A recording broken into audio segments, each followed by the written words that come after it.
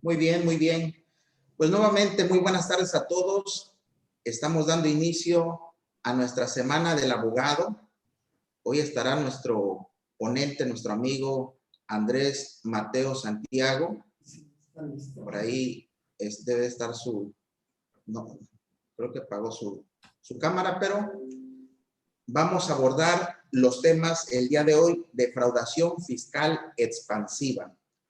Nuestro ponente abordará los temas de Código Fiscal de la Federación, Código Penal Federal, Ley del Instituto Mexicano del Seguro Social. Abordará el tema de defraudación fiscal genérica como delito especial por presunción, equiparada, calificada, en delincuencia organizada, en prisión preventiva oficiosa, el tema del outsourcing y defraudación fiscal al IMSS. Son algunos de los temas, de los tópicos que abordará nuestro ponente. Bueno, nuestro amigo Andrés, hace más de 20 años que lo conocemos. Lo conocimos allá por el año 2000 en defensa fiscal y constituyó para nosotros uno de los íconos de nuestros maestros, cuando antes de dedicarnos a la defensa fiscal, nuestro querido maestro ya nos estaba enseñando algunos temas. ¿No, Andrés? Así es, muchas gracias, estimados amigos. Muchas gracias. Muy bien. Antes de iniciar, amigo, ya para darte el lugar, voy a pedirle a la licenciada Erika Hernández Castillo que nos lea una síntesis curricular y te vamos a dejar ya el escenario para ti. Gracias, amigos. Adelante. Sí. Muy buenas tardes, doctor Luis Miguel y licenciado Andrés Mateos. Gracias. Ahora vamos a proceder a dar lectura a la reseña profesional del licenciado Andrés. El licenciado Andrés Mateos Santiago es el fiscalista de México. Es licenciado en Derecho con mención honorífica por parte de la Universidad Autónoma de Puebla. Socio fundador del Círculo Mexicano de Fiscalistas AC. Conferencista en temas de derecho fiscal y penal. Ha expuesto en diversos foros nacionales e internacionales sobre delitos de alto impacto como lavado de dinero, defraudación fiscal y delincuencia organizada, criptomonedas, normas internacionales de información financiera y otros. Ha expuesto sus ponencias en países de América Latina a través de la cadena de radio World Trade Center, Acción Empresarial, Valencia, Venezuela, con alcance a través de su plataforma a los 325 World Trade Centers del mundo. Conductor de más de 500 programas de radio e internet, destacando el exitoso programa La Hora del Licenciado Andrés Mateos, el Fiscalista de México, que se transmite semanalmente a través de Argos Cursa Radio. Actualmente es director jurídico del despacho 400 AB, servicios especializados en defensa fiscal, auditorías y asesoría en actividades vulnerables. Profesionalmente se identifica como licenciado Andrés Mateos, el Fiscalista de México, con reserva de derechos al uso exclusivo en el Instituto Nacional de Derechos de Autor. Y con esto damos por terminado la reseña del doctor, del licenciado Andrés Mateos, y devolvemos el micrófono al doctor Luis Miguel Holguín. Pues mi querido maestro Andrés Mateos, voy a dejar el micrófono para que hagas la inauguración y posteriormente pues nos expongas ese tema que traes tan interesante. Te dejo el micrófono, mi querido amigo, y saludos a todos nuestros participantes. Y les pediría que si pudieran prender sus cámaras. Siempre lo he dicho que de repente el dar clases o exponer sin cámaras como que hace que no fluya. A veces necesito uno, ya no tenemos el contacto físico, pero por lo menos vemos en cámaras y decir, sí nos siguen, nos están escuchando, ¿no, maestro? Así es, tienes toda la razón. Siempre es agradable vernos, sí, claro, cara a cara, ¿no? Sí, adelante, maestro. Pues muy bien, qué honor el que me concede. Agradezco mucho a la firma Holguín.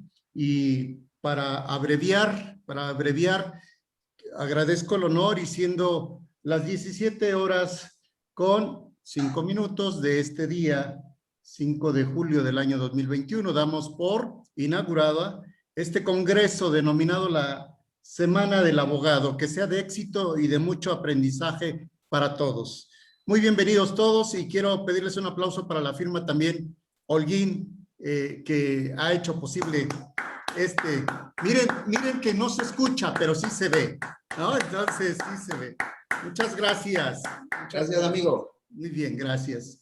Bueno, pues entonces vamos a dar inicio a esta ponencia denominada defraudación fiscal expansiva. Quiero iniciar relatando un poco que ustedes recuerdan por ahí de los años 1920, 1930 en los Estados Unidos, recuerden ustedes al mafioso Alfonso Capone, o conocido como Al Capone, a quien por supuesto que se le detectaron innumerables riquezas, cuentas bancarias, dinero, etcétera, y que, como sabemos, en aquellos años, entre los 20, 30, el gobierno norteamericano no pudo ir tras él de una manera fácil. Entonces, la forma ideal de poder aprenderlo, poder llevarlo a juicio, fue a través de la revisión de sus cuentas bancarias y de la situación contable y fiscal de Alfonso Capone, precisamente siendo un contador de apellido Wallace, quien fue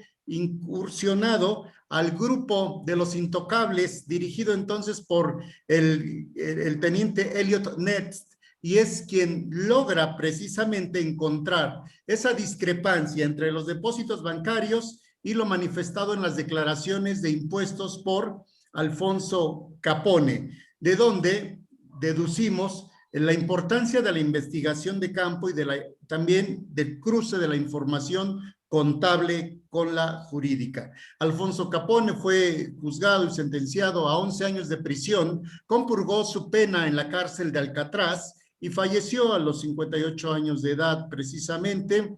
Y bueno, hoy se dice que si Alfonso Capone hubiera sido asesorado por cualquiera de ustedes o de nosotros que nos encontramos en esta ponencia, hubiera salido en libertad. Fíjense nada más, o sea, ese es el grado ya de capacitación que trae Grupo Holguín actualmente. Entonces, lo que sucedió en realidad es que, aunque los hechos delictivos que cometió Alfonso Capone le llevaban realmente a ser juzgado y sentenciado por el delito de evasión fiscal y de lavado de dinero, o en nuestro país, operaciones con recursos de procedencia ilícita, lo cierto es que únicamente fue sentenciado por el delito de evasión fiscal y no así por lavado de dinero. Podríamos decir nosotros, ¿qué es lo que sucedió ahí? Bueno, pues lo que pasa es que la evasión fiscal ya se encontraba como delito en los Estados Unidos y otros países, en tanto que las operaciones con recursos de procedencia ilícita son de unos años más acá. Por ello es que actualmente fácil le hubieran combinado los dos ilícitos y por presunción, como lo establece nuestro Código Fiscal de la Federación también. Bueno, Alfonso Capone entonces tuvo realmente, digamos que un juicio todavía más tranquilo de los que actualmente se acostumbran llevar. Posteriormente, el delito de defraudación fiscal. Bueno, en nuestro país tenemos varios antecedentes de él, pero me parecería muy bien citar únicamente de 1967 a la fecha, aunque por supuesto que tendríamos que hablar del 63, del 49, pero fijemos del Código Fiscal de la Federación de 1967, en que ya empezamos a manejar los elementos del delito de defraudación fiscal. Algo muy curioso que tengo que comentarles, que el delito de defraudación fiscal propiamente hablamos de 1949, ya en su apogeo, porque antes de 1949 hubo una ley especial de defraudación fiscal en nuestro país, pero ya en el Código Fiscal de la Federación, bueno, años después, sin embargo, no se aplicaba, no se llevaba a cabo en esos años. Y nosotros nos preguntamos, ¿por qué no se llevaba a cabo las acciones de carácter penal fiscal? La razón es simple y un poquito de risa. Dado el tema de la poca comprensión del sistema contable fiscal de nuestro país, la verdad es que no se entendía, no sabían cómo descifrar nuestro gran sistema contable y fiscal, siempre complejo, y así es que las autoridades prefirieron no aplicarlo. Fue hasta años posteriores en que empezamos a especializarnos en las áreas contables, en las obligaciones tributarias y en que el Estado también empieza a presentar sus querellas en contra de los contribuyentes por el delito de defraudación fiscal, hasta que en este momento tenemos una clasificación amplia. La ponencia se llama defraudación fiscal expansiva, dado que pretendemos sacar regla general para la clasificación de defraudación fiscal que conocemos a la fecha, que es defraudación fiscal genérica, defraudación fiscal calificada, defraudación fiscal presuntiva, presunta, defraudación fiscal al seguro social, defraudación fiscal en outsourcing, hoy también la última que conocemos del mes de abril a la fecha. Entonces, como vemos, la defraudación fiscal ha sido expansiva, ha ido creciendo poco a poco, pero hay un común denominador, El delito de defraudación fiscal, debemos citar primero el término defraudación. ¿Qué es la defraudación?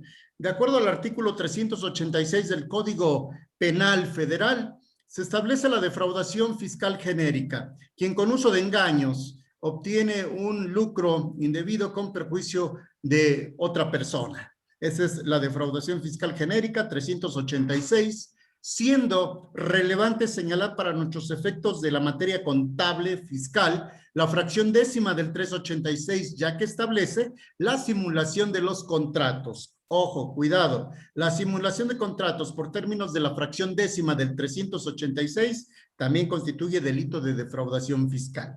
Si lo traemos ya a la materia fiscal, artículos 108 y 109 de nuestro Código Fiscal de la Federación, bueno, pues encontramos nuevamente que comete el delito de defraudación fiscal quien con uso de engaños o aprovechamiento de errores omite total o parcialmente el pago de alguna contribución o obtiene un beneficio indebido con perjuicio del fisco federal. Ese es el concepto y definición de defraudación fiscal. Ahora, es muy importante partir de un principio. De conformidad con el artículo 14 y 16 constitucionales, en la materia civil y administrativa, los jueces y autoridades podrán, en aquellos casos y para la interpretación, aplicar fuentes generales del derecho, aún así la analogía para el caso de resolver las controversias jurídicas. Pero en materia penal, dado que el bien jurídicamente tutelado es muy diferente a una materia administrativa en donde hablamos tal vez de alguna multa o el embargo de bienes, ejecución de bienes, en materia penal, por supuesto, hablamos de un bien jurídicamente tutelado de mayor envergadura, como es la privación de la libertad de una persona. Por lo tanto, las reglas en materia penal cambian. En materia penal no podemos aplicar la analogía, no podemos aplicar la mayoría de razón, no podemos aplicar ni siquiera la duda razonada, como lo establece el Código Nacional de Procedimientos Penales. En materia penal es la aplicación estricta y a falta de una interpretación estricta de los elementos que la colmen, de los elementos exactos, bueno, pues entonces sencillamente no habrá posibilidad de imponer alguna sanción. Esta es la regla de aplicación estricta. Si parafraseamos el artículo 14 constitucional, diríamos que en los juicios del orden criminal queda prohibido imponer por simple analogía o aún mayoría de razón pena alguna que no se encuentre exactamente decretada al delito de que se trate. Esta es la materia penal, en tanto que en materia civil nos diría que podría aplicarse otros razonamientos como son incluso los principios generales o la analogía de razón. Hechas estas aclaraciones que en materia penal debe ser de aplicación estricta, no hay supletoriedad en cuanto a los razonamientos, digamos que todo lo que no esté dicho en las normas fiscales de carácter penal pues no existirá. Otra premisa que debemos tener firme antes de entrar al análisis de la defraudación es que estamos hablando del Código Fiscal de la Federación en su capítulo de delitos especiales. Si bien es cierto que tenemos el delito de defraudación genérico en el artículo 386 del Código Penal Federal y el delito de defraudación fiscal en el 108, esto debido a que dice el artículo 6º del Código Penal Federal que los delitos especiales tendrán preeminencia sobre la ley general. Esto es así, dado que entonces el Código Fiscal es una ley especial, tendrá que aplicarse necesariamente sus disposiciones respecto de la defraudación fiscal. Muy bien. Ahora, yendo con nuestro tema, es importante también fijar la cuantía, porque hoy dependemos mucho de la defraudación fiscal genérica, de la defraudación fiscal que amerita prisión preventiva oficiosa y de la defraudación fiscal en modalidad de delincuencia organizada. Es bien importante para consultar con nuestros clientes cuando los clientes nos hacen una consulta o nos piden entrar al patrocinio de algún asunto. Es bien importante que como abogados o personas que estamos dentro de la postulación del derecho penal fiscal, hagamos inmediatamente la precisión. ¿Qué tipo de escenario tengo enfrente de mí? ¿Qué tipo de controversia? ¿Qué tipo de delincuente? ¿Qué modalidad? Porque a veces nos preocupamos primero en pensar cuánto voy a cobrar y no estamos analizando el qué voy a resolver, ¿no? Entonces, dentro del qué voy a resolver, qué, cómo, cuándo, dónde, con quién, dentro del qué voy a resolver están las modalidades. Si el delito de defraudación fiscal que me están consultando es un delito encuadrado dentro del artículo 108 del Código Fiscal de la Federación, fracción primera o segunda, bueno, pero no es un delito calificado, no está suscrito como delito calificado por parte de las autoridades, bueno, entonces tendré un poco de confianza en decir, creo que cuando menos podré obtener el beneficio de una medida cautelar inmediatamente y por ahí ya empezamos bien. Pero si nuestro cliente nos hace un planteamiento y nos dice que en primer lugar el delito es un delito calificado, bueno, pues ahí ya las cosas cambian porque siendo el delito calificado, bueno, entonces aplicaría el artículo 167 del Código Nacional de Procedimientos Penales, prisión preventiva oficiosa. Y a menos que tengamos una muy buena defensa y dentro de la etapa inicial convenciéramos y lográramos obtener una buena resolución, es que nos iría bien. De otra manera, tendría que aplicarse la prisión preventiva oficiosa y eso ya es un tema muy delicado.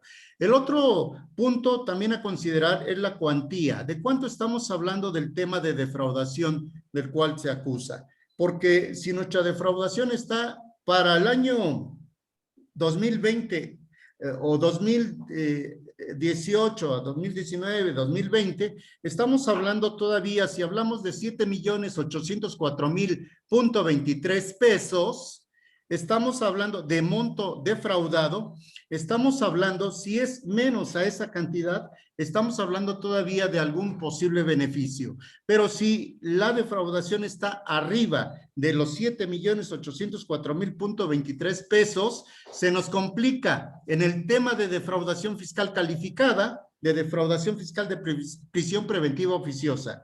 Y si además la modalidad es de varias personas, 3 o más personas, bueno, pues entonces probablemente estaríamos también en una modalidad de defraudación fiscal en delincuencia organizada.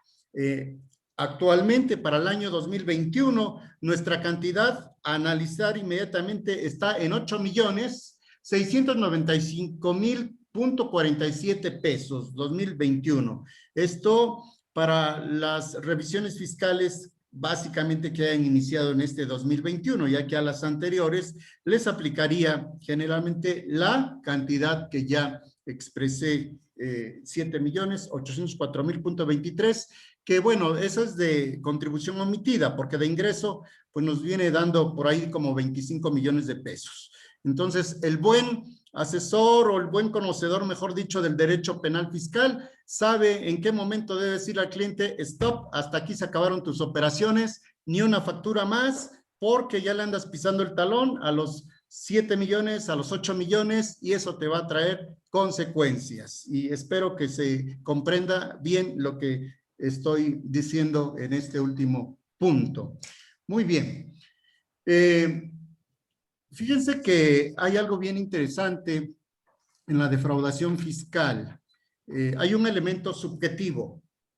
Un elemento subjetivo que es el engaño, y el engaño es el elemento fundamental de esta acción. Es un elemento difícil de probar.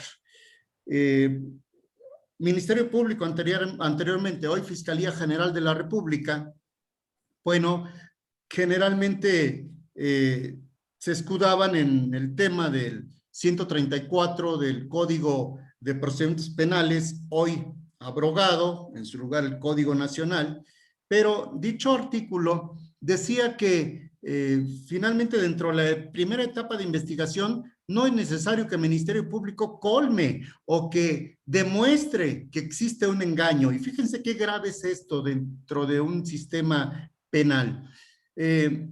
No es necesario que en la primera etapa la autoridad, ya sea ministerial y posteriormente en la vinculación incluso en una etapa, no es necesario que se demuestre a cabalidad los elementos del delito, porque en la primera etapa siempre es una investigación que se colma a base de la prueba indiciaria, la prueba de indicios. Esa es la prueba reina para una autoridad, tanto ministerial como judicial. Esa prueba indiciaria, ¿qué es? Esta prueba indiciaria se construye a partir de un hecho conocido para deducir un hecho desconocido. Y de esa manera termina la tarea ministerial, en base al artículo 21 y 102 de la Constitución Política de los Estados Unidos Mexicanos. Pero esta prueba, ¿qué nos dice? Nos dice hechos conocidos. Bueno, ¿cuáles son los hechos conocidos, Ministerio Público? Hechos conocidos: que existe una empresa que se denomina tal, que tiene su domicilio fiscal en tal parte, que tiene un registro federal de contribuyentes así, que tributa en tal régimen, que desde tal año y que ha presentado declaraciones anuales y que tiene una firma electrónica avanzada a cargo del señor fulano y tal. Estos son los hechos conocidos generalmente. ¿Cuáles son o para qué nos sirven esos hechos conocidos? Se hace un silogismo, una relación contra los hechos no conocidos. ¿Quién cometió el delito? ¿Quién ocultó? ¿Quién dejó de presentar la declaración? ¿Quién movió las tasas? ¿Quién movió las bases? ¿Quién trató de cometer el engaño? Eso no lo conoce ninguna autoridad. Eso es parte de la investigación. No lo conoce nadie, bien lo dije. Pero en base a la prueba de indicios es que se presume que el representante legal, por ser titular de la firma electrónica, en términos de los artículos 19 hasta el D de Código Fiscal de la Federación, es quien resulta responsable de la comisión del delito. Pero esa es una mera presunción. Y ese es el problema de toda la vida. Dos sujetos son culpables anticipadamente: el representante legal o presidente del Consejo de Administración o director general o gerente general, como quieras denominarle, siempre y cuando tenga conferida la dirección general de la empresa y conste así en el capítulo del acta constitutiva, en el capítulo de administración o bien en los artículos transitorios, y son los elementos fundamentales de este tipo de prueba de indicios. Amarrados, quien funge como presidente y quien tramitó la firma electrónica y quien presenta las declaraciones está condenado al procedimiento de carácter penal, esta persona. Esto es así. Entonces, por ello es que la defensa debe tener puntos bien importantes. ¿Cómo combatir este razonamiento? En primer lugar, no se trata, la prueba de indicio no es un razonamiento deductivo simple. No, debe estar, dije, probado fehacientemente los primeros hechos de los cuales se desprenden los segundos. Son pruebas fácticas, son pruebas exactas. Lo primero que nosotros tenemos que hacer es entonces preocuparnos por destruir esas pruebas fácticas, porque sabemos que de ahí va a partir la autoridad. ¿Cómo destruimos, por ejemplo, que alguien haya tramitado la firma electrónica, que es el que aparece como responsable, el titular de la firma electrónica? ¿Qué hemos hecho en los procesos para tratar de decirle a la autoridad, cuando menos ponerla en duda? ¿No? Ustedes saben que el trámite se hace, obviamente sí lo saben, se hace a través de internet, la gestión de la firma electrónica, y que en muchas ocasiones no se tiene ni siquiera el oficio que te diga qué día, qué fecha, qué persona, de manera concreta, quién tramitó esa firma electrónica avanzada. Entonces, siempre debemos solicitarle a las autoridades, se gire oficio al Servicio de Administración Tributaria, a programación, al departamento que corresponda, vaya, a fin, o al área que corresponda, a fin de que se sirva a informar a la autoridad el nombre de la persona y la fecha, y con qué documento se ostentó para poder tramitar esa firma electrónica avanzada. Si alguno de estos elementos no se logran acreditar por parte de la autoridad, el asunto está en duda. No sabemos. Una cosa es que alguien sea representante legal, pero si ese representante legal no se hizo cargo de los trámites, entonces tenemos ahí un problema que se contrapone entre el 17, 18, 19 Código Fiscal de la Federación, 14, 16 Constitucional y el 13 del Código Penal Federal. ¿Por qué digo el 13 Penal Federal? Las personas que cometen los delitos, y 95 fracción séptima octava del Código Fiscal de la Federación en relación con la fracción segunda también. ¿Qué dice la fracción segunda? ¿Quiénes son los responsables de la comisión de los delitos fiscales? Artículo 95 del Código Fiscal de la Federación. ¿Qué otro tema debemos manejar en base a la defensa? El acta constitutiva, por supuesto. Yo, miren, me he dedicado a revisar muchas actas constitutivas y, bueno, lamentablemente, y digo esto es muy lamentable, que la defensa no se haga desde el acta constitutiva. Hoy debemos pensar que ese documento, instrumento público, ya nos está anunciando quién puede ser responsable, ¿verdad? ¿Quién puede ser responsable? A la persona que pongamos ahí. Dice el artículo 2554 del Código Civil Federal que el representante legal cuenta con la suma de poderes y facultades que le discierne la ley, y su carácter, su personalidad de representante legal. ¿Cuáles son esas facultades? ¿Cuáles son esos poderes? Las facultades del 2554. Poderes para actos de representación, poderes para actos de administración, poderes para actos de dominio. Todos estos poderes se le otorgan al representante legal o apoderado general. Pero dice el artículo también 2554 en su último párrafo que cuando se quisiera reducir estas facultades, porque son muchas, ¿no? Porque tal vez el representante legal, en realidad él no quiera ser el titular de las obligaciones contables y fiscales. No es que la empresa no quiera cumplir, cuidado, no es que la empresa renuncie a cumplir con sus obligaciones, no, sencillamente el representante legal, como su actividad es la comercial, la de buscar contratos, clientes y demás, pues anda muy ocupado en las ferias, exposiciones, viajes y promoviendo la actividad de la empresa, no así la del cumplimiento de las obligaciones fiscales. Pero entonces esto hay que decírselo a los clientes. Y yo cuando menos acostumbro a hacer un capítulo especial dentro del acta constitutiva que denomino capítulo especial de las obligaciones fiscales y contables de la empresa. Y ahí entonces ponemos el catálogo de obligaciones que tiene esa empresa, y quiénes se van a hacer cargo. Esta es una forma de poder descargarle responsabilidad y tareas al representante legal, sin moverlo de su carácter de accionista mayoritario, o de socio mayoritario, o de dueño, o como quieran ellos seguir llamándose. Pero le descargamos funciones en términos del último párrafo del 2554 y para curarnos en salud lo redactamos en los estatutos. Este capítulo especial forma parte de los estatutos y los estatutos son la columna vertebral, la parte rectora de una empresa.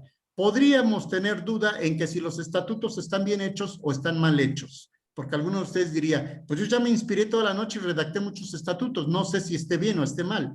Bueno, entonces, en términos del artículo 5º de la Ley General de Sociedades Mercantiles, le sometemos a consideración del fedatario público nuestros estatutos. Si el fedatario nos dice, están bien hechos, perfecto, va mi sello, están curados en salud. Estamos haciendo las cosas perfectamente bien porque contamos con la aprobación de la Asamblea de Socios, que es, en términos del 148 de la Ley General de Sociedades Mercantiles, la autoridad máxima dentro de la empresa, y en términos del artículo 5 de la Ley General de Sociedades Mercantiles, hemos sometido esa aprobación ante un fedatario público. Bueno, pues entonces las cosas las hemos hecho conforme lo marca la ley. Y hemos descargado un poco de responsabilidades a la persona del representante legal. Todo esto no es evasión, esto no es elusión, esto no es ocultar, no, únicamente es dividir tareas. Lo mismo podríamos hablar de un gobierno corporativo, lo mismo podríamos hablar de un compliance penal fiscal, lo mismo podríamos hablar de otras, uso de otras normas ISO, generalmente que se utilizan para poder llevar a cabo el cumplimiento de garante. Porque además debo decirles lo siguiente, todo representante legal es garante de la sociedad. Artículo 95, fracción octava del Código Fiscal de la Federación. ¿Qué es ser garante de la sociedad? Un garante tiene la obligación de llevar el control de la organización que dirige. Ese es el resumen. Si soy representante legal, tengo esa obligación que se me asigna por ley. ¿Por cuál ley? Por el Código Fiscal de la Federación. ¿Qué artículo? 95. ¿Qué fracción? Octava. Todo perfectamente fundado. Si soy garante, tengo la obligación, entonces dije, de llevar perfectamente ese control de la organización que represento. Pero si pierdo el control de la organización y se cometen delitos de naturaleza fraudulenta, que es el caso que estamos comentando en este momento, entonces soy responsable directo en términos de la fracción segunda del mismo artículo, quien, por ser el representante legal. Para ello, entonces, el garante también debe hacer uso de algunas estrategias, de algunos programas, de algunos planes o acciones que le permitan demostrar que está cumpliendo con esa obligación de ser el garante. ¿Qué tipo de instrumentos o qué tipo de acciones puede implementar un garante, un representante legal? Bueno, depende del tamaño de la empresa, depende de la posibilidad económica de la empresa, depende de los recursos que tenga la empresa. Pero cuando menos sí puede aplicar una auditoría de estados financieros, una auditoría de estados de resultados, revisar el control interno de su empresa, revisar las áreas de tesorería, las áreas de compra, las áreas de contabilidad, revisar los registros contables y que cumplan con la materialidad y con los entregables. Es que si no hacemos nada de esto, amigos, y especialmente los contadores, realmente no estamos haciendo una defensa fiscal preventiva.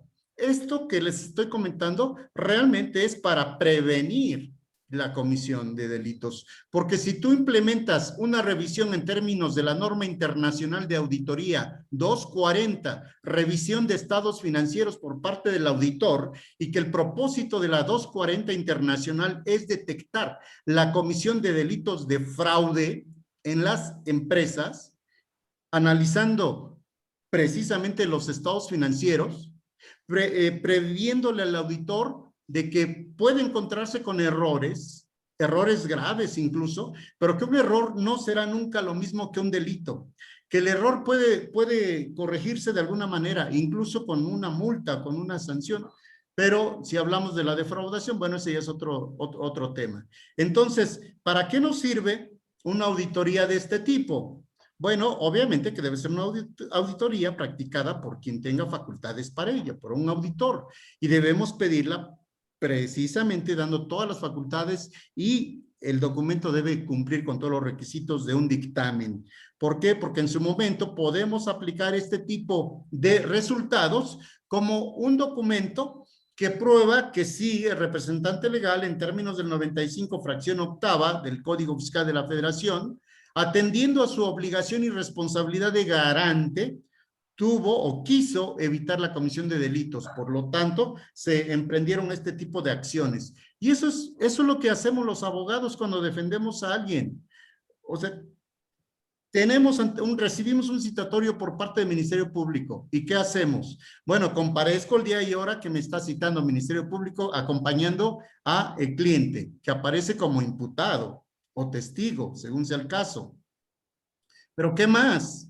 Bueno, pues me voy a enterar de los hechos, de la carpeta de investigación. Voy a solicitar copias, voy a tomarle fotografías, voy a tomar video, voy a tomar la evidencia que pueda, porque eso es un derecho de la defensa. ¿Pero qué más? Ah, bueno, voy a reservarme un derecho para poder responder a la querella y a los hechos que se narran ahí. ¿Pero qué voy a hacer en esa respuesta? Pues si no tengo pruebas, va a ser muy difícil. Entonces, por eso digo que cautelarmente, si la empresa tiene elaborados sus documentos de auditoría, sus entregables, su materialidad, y más las empresas grandes o las extranjeras, principalmente las empresas extranjeras, son muy disciplinadas, muchas de ellas, bueno, cuando menos las que yo tengo la oportunidad de conocer, son muy disciplinadas, incluso aplican la norma 13.000, que es la norma ISO de prevención en riesgos. Tratan de prevenir riesgos, la 19.600, que también previene o es para el caso del compliance penal fiscal. Pero bueno, sabiendo que son procedimientos costosos, pues no podemos también pedirle a todo mundo este tipo de trámites, pero cuando menos una buena revisión o una auditoría valdría mucho la pena. Yo se los recomiendo bastante. Quiero pasar entonces al tema de la defraudación fiscal equiparada, por cuanto no nos daría tiempo obviamente a analizar todos los temas de las defraudaciones, únicamente los puntos relevantes. Quiero decir que de la defraudación fiscal equiparada, a mí me causa mucho, además porque en la práctica esto se da demasiado, en la práctica, la simulación de actos o contratos. La simulación de actos o contratos viene a constituir uno de los temas que las autoridades en las auditorías fiscales, en las revisiones, en las visitas domiciliarias, revisiones de gabinete, revisiones electrónicas, saben que ahí van a encontrar. Porque miren, vamos a los ejemplos. Se encuentran en registros contables 5 millones de pesos. 5 millones de pesos y le dicen al contribuyente, y estos están registrados en préstamos. Alguien te dio un préstamo por 5 millones de pesos. Es correcto. Muéstrame el contrato. Pues no tengo el contrato. O tengo el contrato en 2 hojas, ¿y qué crees?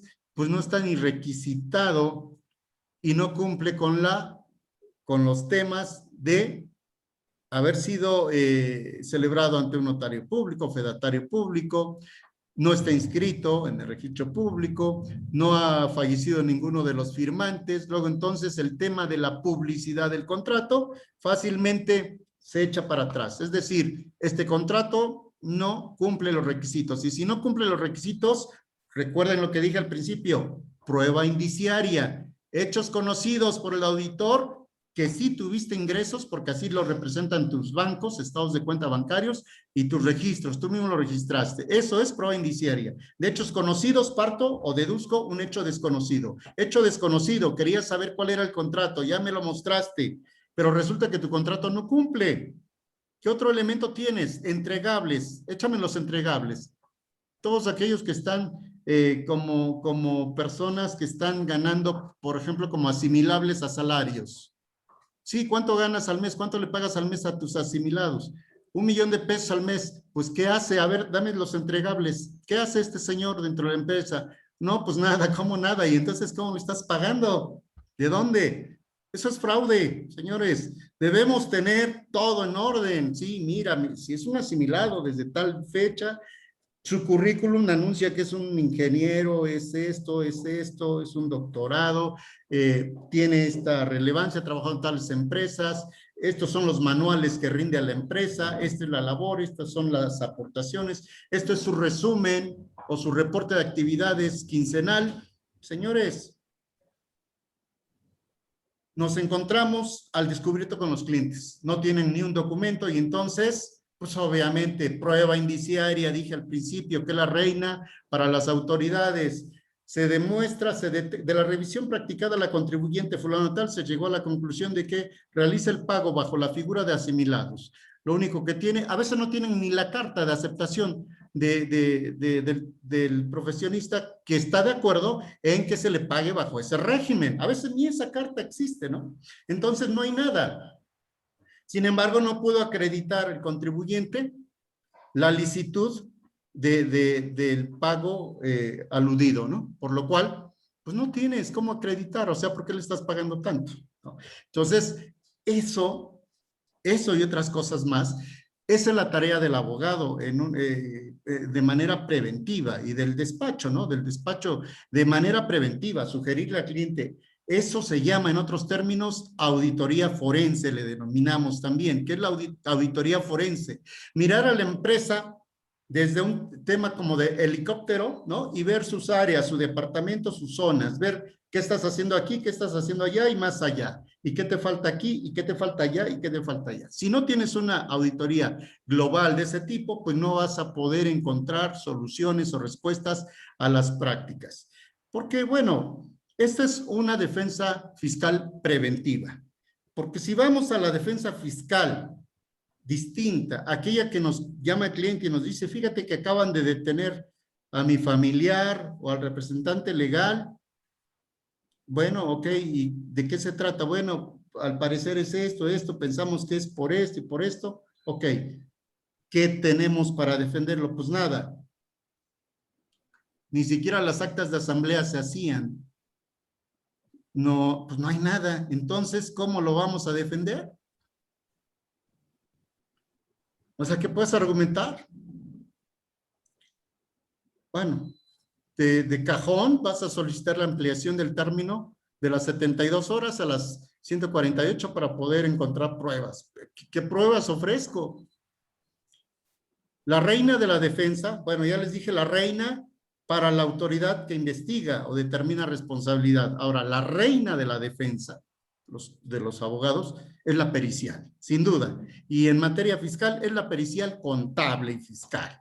Sin duda que esa es la prueba pericial. ¿Por qué? Porque obviamente que si tienes cantidades en tus cuentas bancarias, pues te van a pedir que acredites el origen, la procedencia de esos recursos. Y a lo mejor tú dices, espérate, la cuenta del Banco Azul contra la cuenta del Banco Morado, sucede que hubo un traspaso entre cuentas del mismo contribuyente. Espérame, no son ingresos grabados, son traspasos. Ah, bueno, pero ¿cómo se lo vas a decir? ¿Con el estado de cuenta de acá y de acá? Sí, también, claro. Pero hoy, por ejemplo, te están pidiendo que se lo demuestres con una prueba pericial. Las autoridades te lo están pidiendo así, que conste en una pericial. Entonces, el contador tendrá que hacer el análisis y determinar si esos recursos económicos corresponden a una transferencia entre cuentas bancarias, ¿no? Traspasos entre cuentas bancarias, no son ingresos grabados. Y ya verás si pagaron o no pagaron impuestos, los originarios, ya vendrán otros argumentos.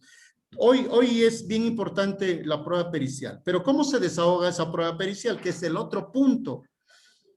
Yo en la práctica, mi primer problema es que no encuentro a peritos contables que tengan la madurez, que tengan los tamaños, que tengan el conocimiento y que tengan la intención de ir a testificar, porque los presentas como testigos, en el banquillo de los acusados, dice, ¿no? De ir a rendir su dictamen ante la autoridad y teniendo frente a ellos, bueno, al juez de control, si ustedes quieren, a la Secretaría de Hacienda, al Ministerio Público, al guardia que está alto y feo y no te deja ni siquiera moverte porque te dice que guardes orden, compostura, y ahí va a declarar el perito y ahí le van a decir, a ver, acredite, abogado, acredita a su perito. Bueno, eso está sencillo, ¿no? Dígame usted qué grado de estudios tiene. Soy tal, posgrados en tales, ok, ¿qué práctica tiene tal, desde cuándo? Eso es lo de menos, pero cuando vengan las repreguntas por parte de Fiscalía, újule, el contrainterrogatorio, ahí ya las cosas van a cambiar. Si el perito no soporta, entonces pues esa prueba se va a caer. Entonces necesitamos peritos que tengan experiencia para poder salir con éxito de una prueba pericial. Ahora, ese es uno de los problemas que yo veo, por ejemplo, o desventajas, porque sí, peritos hay muchos, pero en grafoscopía, documentoscopía, pero encuéntrate peritos que sepan de temas contables y de todo esto. Casi no encontramos, ya tenemos esa. Casi no tenemos ese tipo de peritos. Entonces, propiamente hay que crearlos. Nosotros en la oficina propiamente creamos a los peritos, a nuestros peritos, porque de otra manera no lo encuentras. Tienes que ir preparando a tus peritos, haciendo tus simulacros, interrogándolos, levantándoles la voz si es necesario para que sientan un poco la presión, ese tipo de cosas, ¿no? Y puedas salir adelante con tu prueba. ¿Qué otro tipo de peritos? Tú tienes tienes un delito, te acusan por defraudación fiscal. ¿Qué es lo que consta dentro de las actuaciones de la revisión fiscal? Los estados de cuenta bancarios, obviamente. Esos estados de cuenta bancarios que cuando te das cuenta ya te formularon el dictamen técnico contable, que es el documento que practica la Secretaría de Hacienda, Servicio de Administración Tributaria, para llevarte a una acción de carácter penal, posteriormente al Procurador Fiscal de la Federación.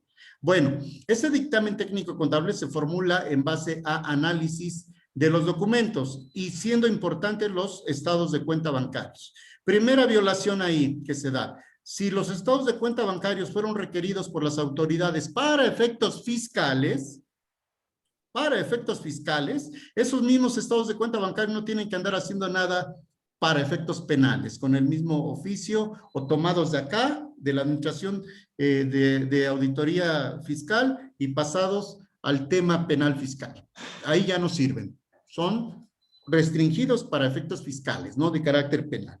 Segunda situación, esos estados de cuenta, yo quisiera preguntarme si están bien certificados o no están bien certificados, porque la defensa fiscal hoy no se realiza nada más con el Código Fiscal de la Federación, ¿eh? Tienes que aplicar todo el conjunto de disposiciones que conozcas y las que por ahí te vayan recomendando también. Y en esos términos, la Ley General de Sociedades Mercantiles y Ley de Instituciones de Crédito establece dentro de los artículos 68, 99 y 100 los requisitos de las certificaciones bancarias, que son diferentes a la certificación de cualquier documento practicada ante un notario público. Por supuesto que no es lo mismo, por supuesto que en nada se parece, por supuesto que existe contradicción de tesis dictada por la segunda sala de la Suprema Corte de Justicia de la Nación, en donde dejó en claro cuáles son los requisitos de una exacta certificación fiscal de estados de cuenta bancarios. O perdón, una certificación financiera de estados de cuenta bancarios y que poco conocemos. Y entonces cuando el abogado se prende de ese tipo de argumentos, sorprende a la ministerial, o al ministerial que está compareciendo, porque el abogado puede solicitar la comparecencia de los peritos del SAT y cuestionarlos ahí en sala de debates, ahí interrogarlos. ¿Qué documentos observó? Si constató las firmas que calzan los estados de cuenta bancaria, las firmas electrónicas, ¿cuáles son los requisitos o elementos de esa firma electrónica? Si sabe descifrarlos. Algunos me han dicho a mí en los cuestionamientos que yo acostumbro a hacer en juzgados, me han dicho, es que yo no soy abogado, licenciado, yo no tengo ni por qué responder esas preguntas. Bueno, y puede que tengan razón, no son los abogados, pero por el hecho de no ser abogados, no es excusa suficiente para no cerciorarse de la autenticidad de un estado de cuenta bancario. Porque yo no siendo contador, también yo diría, yo no soy contador y no tengo la obligación de conocer si eran deducibles o acreditables, o si estoy hablando de un activo o de un pasivo. Me dirían entonces, abogado, ¿para qué? O sea, ¿qué hace usted ahí de defensor? Por lo mismo le podría decir a un perito, ¿no? Si esa es su excusa, pues ¿qué hace de perito? Entonces, no, aquí me contesta y me responde a mis cuestionamientos. Y si no, pues me pongo exigente y digo ahí, ¿no? Que debe tomarse como negativa a responder por parte del perito. Entonces, cuestionar. Son nuevos argumentos. ¿Qué sucede? Nuevo argumento también de defensa. ¿Qué sucede con los documentos que hoy traen firmas electrónicas o son documentos elaborados electrónicamente? ¿Se han ustedes puesto a analizar cuáles son los requisitos de un documento electrónico o de una firma electrónica? ¿Cuál es la norma oficial mexicana que rige la debida elaboración de un documento electrónico? ¿Se han puesto a pensar que si nuestra contabilidad es electrónica, ¿por qué no las certificaciones y otros contenidos electrónicos también debe quedar en claro cuáles son las normas oficiales mexicanas o extranjeras que se usaron para el caso? ¿Cuál fue su metodología y cómo es que se llega a la certeza de que fueron bien aplicadas? Damos por hecho que cuando nos habla la autoridad de un documento electrónico, pues es de que está hecho con láser y yo no sé cuántas cosas y está bien hecho, eso no falla. No se trata de técnica, se trata de juridicidad. Se trata de que me dices qué normas aplicaste al respecto, porque estoy en la materia penal fiscal, y en la materia penal fiscal o me dejas bien satisfecho en cuanto a la fundamentación y motivación y aplicación estricta del acto, o diré que estoy en la incertidumbre jurídica y eso me puede crear el tema de la duda razonada, y siendo duda razonada, ni siquiera me puedes dictar una sentencia condenatoria. En fin, son tantas cuestiones que tenemos que ver en este aspecto. ¿Cuánto tiempo nos falta por ahí, Miguel Holguín? Sí, nos falta media hora, vamos muy bien. ¿Perdón? ¿Ya tengo preguntas? Ok, vamos a las primeras preguntas para ir avanzando bien. Si me haces favor.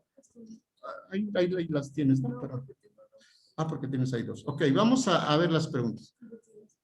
El problema no es ir a declarar como parte de la defensa, nos dice Jorge. Bueno,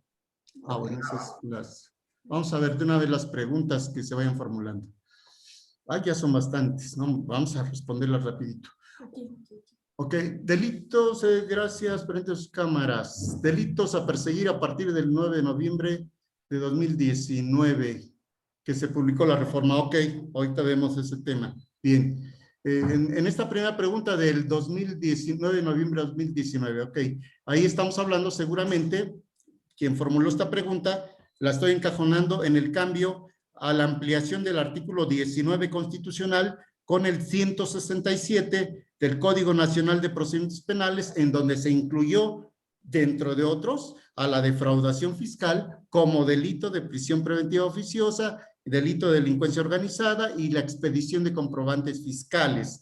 Digo, porque también se incluyeron los delitos relativos a los, ¿cómo se llama esto? Contra el huachicol, petroquímicos y otro tipo de delitos, ¿no? Pero la defraudación, para el caso que estamos viendo, por supuesto que el año 2019, reforma del 9 de noviembre marca una diferencia en cuanto a la sanción del delito de defraudación fiscal. Que quiero decirles que ya el delito de defraudación fiscal anteriormente había sido catalogado como delito grave, Ya anteriormente era en el Código de 1934, artículo 197, fracción sexta, ya estaba catalogada la defraudación fiscal como delito grave, y siendo delito grave, pues ya era complicado. Posteriormente se derogó cuando inició la vigencia del Código Nacional de Procedimientos Penales, desapareció la gravedad del delito de defraudación fiscal y quedó normal hasta la reforma del 19, en que ahora se convierte en un delito de prisión preventiva oficiosa. Así el tema con la defraudación. Los 7 millones, dice la otra pregunta, los 7 millones y fracción, ¿qué tipo de impuestos incluye o por cada uno? Les voy a dar la cantidad exacta porque no quiero equivocarme. Para los años de 2020 hacia atrás, 7,804,000.23. 2021, 8,695,47. 2021. ¿Y qué tipo de impuestos? Todo lo que se fue a la canasta, todo lo que se determine como contribuciones el crédito fiscal, vaya, el crédito, la base de impuestos omitidos, la suma de los impuestos. Luego, para poder cuantificar la cuantía del delito y querellarse, la Secretaría de Hacienda y Crédito Público primero debe ejercer sus facultades de comprobación y a veces solo quiere querellarse con los meros indicios. Así es como la maestra le ha ganado los juicios al SAT. Ok, aquí hay dos cosas. Tenemos que diferenciar entre qué es la querella y qué es la denuncia. La querella, por supuesto que estamos hablando de un requisito de procedibilidad dentro del artículo 92, fracción primera del Código Fiscal de la Federación. Para proceder penal, en la vía penal por estos delitos, y ahí aparece 108 y 109, será necesario que previamente la Secretaría de Hacienda y Crédito Público formule querella. El delito de fraudación fiscal, ahí es de querella. Pero también tenemos la denuncia. La diferencia entre la denuncia y la querella es que por la gravedad del ilícito, cualquier persona en cuanto tenga conocimiento de una conducta delictiva puede hacer, es más, debe hacer, porque si no se convertiría en un caso de encubrimiento, debe hacer del conocimiento de la autoridad esos hechos. Ahora, aquí hay cosas delicadas. Quien hace del conocimiento de una autoridad ministerial hechos que a su juicio son un delito, el juicio de quien está poniendo los hechos a disposición de una autoridad, igual ya cumplió con decirle, mira, está pasando esto. Ahora, ahí se da la guerra mediática, ¿no? Porque ahí ya van los reporteros y dicen el delito y quién sabe qué. No, ahí no hay ningún delito, ahí son hechos, nada más. A nadie se le debe llamar delincuente en esa etapa, porque no hay ni siquiera un juicio todavía, hay una total situación de suspenso. Pero entonces le corresponde a Ministerio Público o Fiscalía. Si Fiscalía considera que esos hechos se encuadran en la posible, y además aún sigue siendo posible o probable comisión de un delito, es que se iniciará con la investigación. Porque en otro caso también, es más, iniciando, pueden aportarse elementos que desvanezcan esa presunción y entonces procederá el que la defensa solicite el archivo de la causa, el archivo de la carpeta de investigación en términos del artículo 258 del Código Nacional de Procedimientos Penales, a fin de que el Ministerio Público, con aprobación de su superior jerárquico, dicte el acuerdo de archivo por no encontrarse en la comisión de delito. El querellante tendrá todavía la oportunidad de acudir ante el juez de control a una única audiencia en que se expondrán los hechos y ahí se resolverá en definitiva. Lo resuelto por el juez de control, pues ya será ahí, únicamente cabrá la última instancia, que es en la vía de amparo. Entonces, la cuantificación, primero dice que para poder cuantificar el delito y querellarse, la Secretaría de Hacienda y Crédito Público primero debe ejercer sus facultades de comprobación. Depende, ¿no? Por eso decía depende, porque si el delito va solo, el de defraudación fiscal, sí tiene que nacer a partir de la facultad de comprobación fiscal. Pero si el delito está en cuantía superior a los 8,695,000 pesos, ya lo podemos catalogar como un delito de denuncia.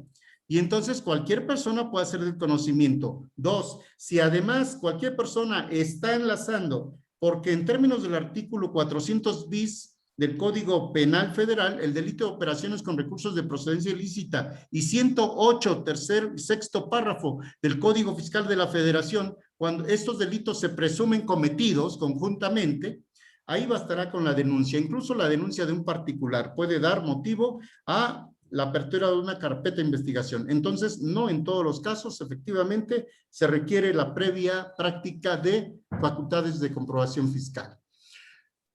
La siguiente pregunta es, ¿el dictamen pericial contable lo elabora personal del SAT?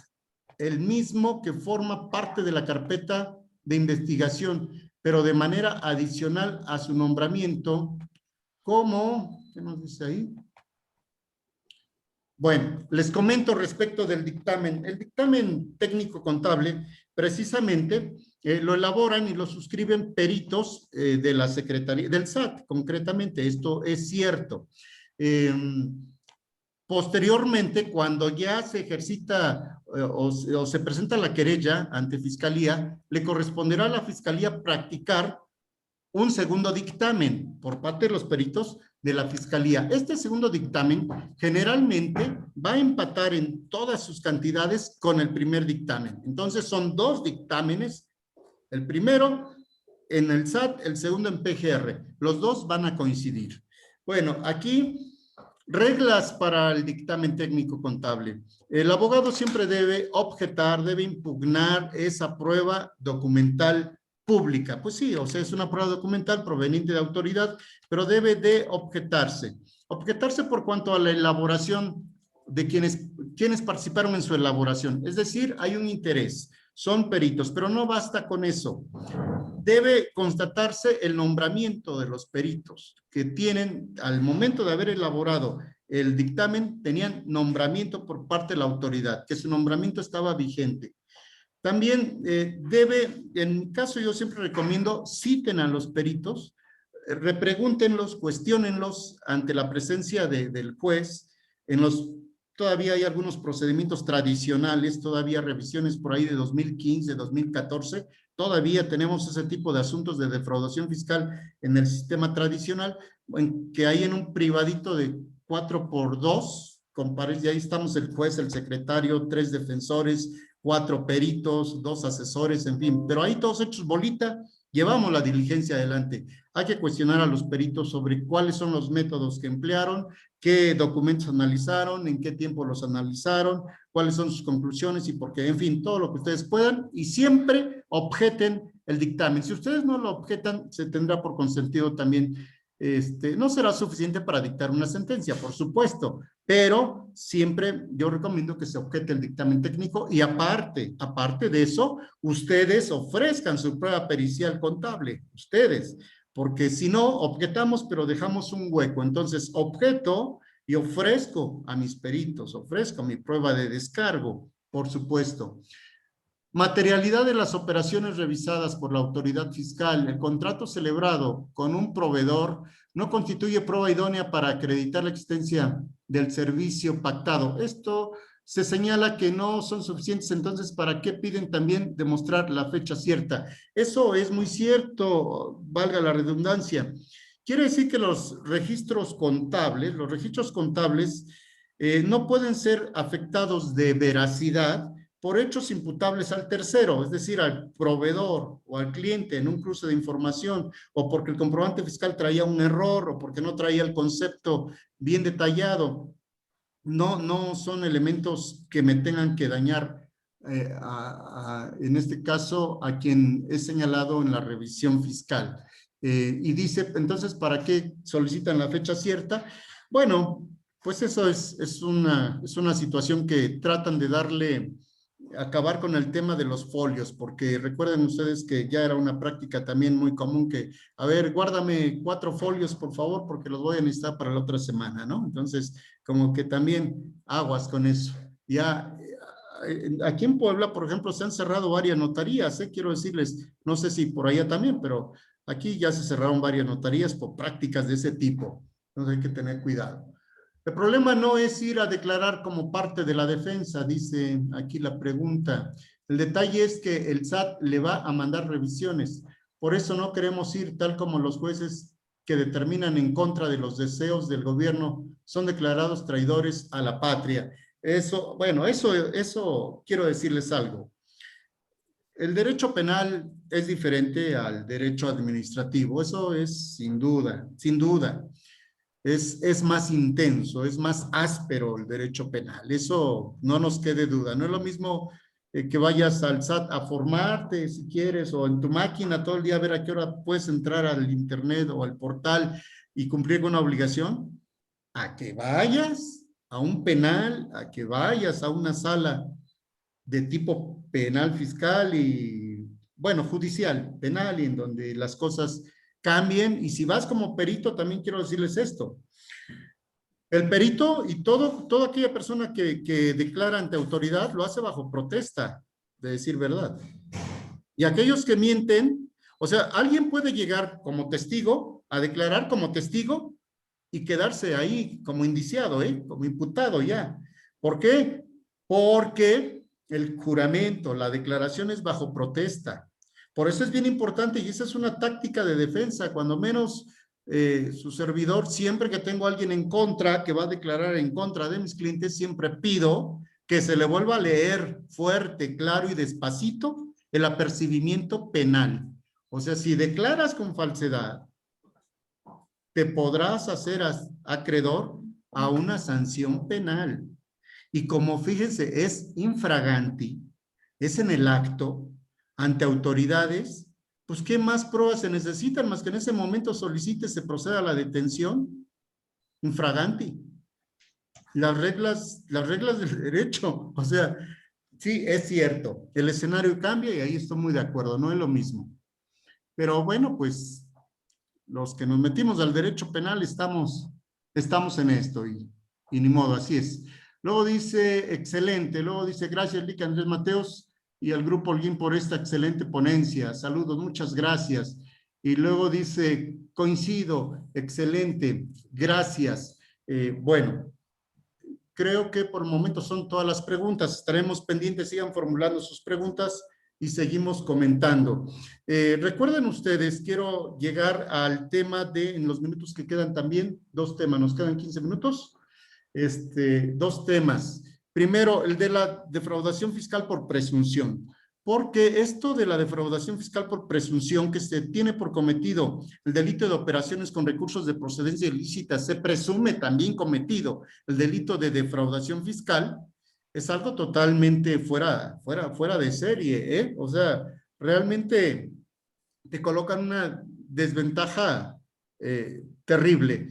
Entonces, esto también debido a que, si bien es cierto que el delito de defraudación fiscal por ahí de los años de los 90 a la fecha se le puso mucho énfasis, también es cierto que del año 2010 a la fecha, el delito que ocupa la mayor atención por parte de autoridades es el de lavado de dinero o de operaciones con recursos de procedencia ilícita. Es el delito porque se ha detectado en las cuentas bancarias, obviamente, la irregularidad de los umbrales, operaciones relevantes, operaciones preocupantes, operaciones sospechosas y operaciones inusuales. La clasificación de las operaciones, en donde nosotros muchas veces tenemos, no tenemos la idea de asesorar a los clientes en cuanto al manejo financiero que deben tener. Aquella persona que trae un umbral acostumbrado, vamos a suponer, a la semana de mover 1 millón de pesos, por decir algo, entre retiros, depósitos, pues el día que mueva 700,000 pesos no va a pasar nada, y el día que mueva 1,300,000, pues no va a pasar nada. Ese es su umbral. Pero esa misma persona que maneja 1 millón de pesos, de pronto maneja 25 millones, pues ese sí es un problema, ¿no? Eso prende las alarmas, eso se detecta directamente y en automático y se procede a la inspección de las cuentas. Inmediatamente se cruza la información entre auditoría fiscal y sistema financiero. Y si no hay una razón lógica para poder tener por validada esa operación, bueno, muchas veces se llega a el aseguramiento de la cuenta bancaria precautoriamente en términos del artículo 115, fracción primera, de la Ley de Instituciones de Crédito, y entonces ahí estamos en el tema de la Unidad de Inteligencia Financiera y de la Comisión Nacional Bancaria y de Valores, en conjunción con la Secretaría de Hacienda y Crédito Público y Administración Local de Recaudación correspondiente. Entonces, para que esto no suceda, debemos también educar mucho a los clientes en la manera de sus movimientos. Ahora, la Unidad de Inteligencia Financiera Mexicana ha estado muy atenta en descubrir este tipo de delitos. Para recordar el hallazgo más grande y reciente de hace aproximadamente un mes, anunciado por el doctor Santiago Nieto, el caso de Nigeria, en el cual se detectó una modalidad de lavado de dinero de una organización que operaba en nuestro país y que, obligando con violencia, por supuesto, a las personas para abrir cuentas bancarias posteriormente inyectar recursos y de esa manera cumplían ya la primera etapa, colocación del dinero al sistema bancario. Posteriormente, obligándoles a proporcionar los tokens a estos nigerianos y manejar todo en su país. Ahí ya tenemos entonces otro tipo, hasta que se llegó a la detección y al aseguramiento de las cuentas bancarias, en donde teníamos gente de varios países y también de México organizando y participando en ese tipo de delincuencia. Y se llegó al aseguramiento. El aseguramiento de las cuentas bancarias ha traído sus altibajos, porque se ha exigido, obviamente, para efectos de cumplir con el artículo 115 de la Ley de Instituciones de Crédito y 142 de la misma ley, que se valide el aseguramiento únicamente cuando existe denuncia o querella o un asunto judicializado y sea entonces bajo esa formalidad que proceda el aseguramiento de una cuenta bancaria.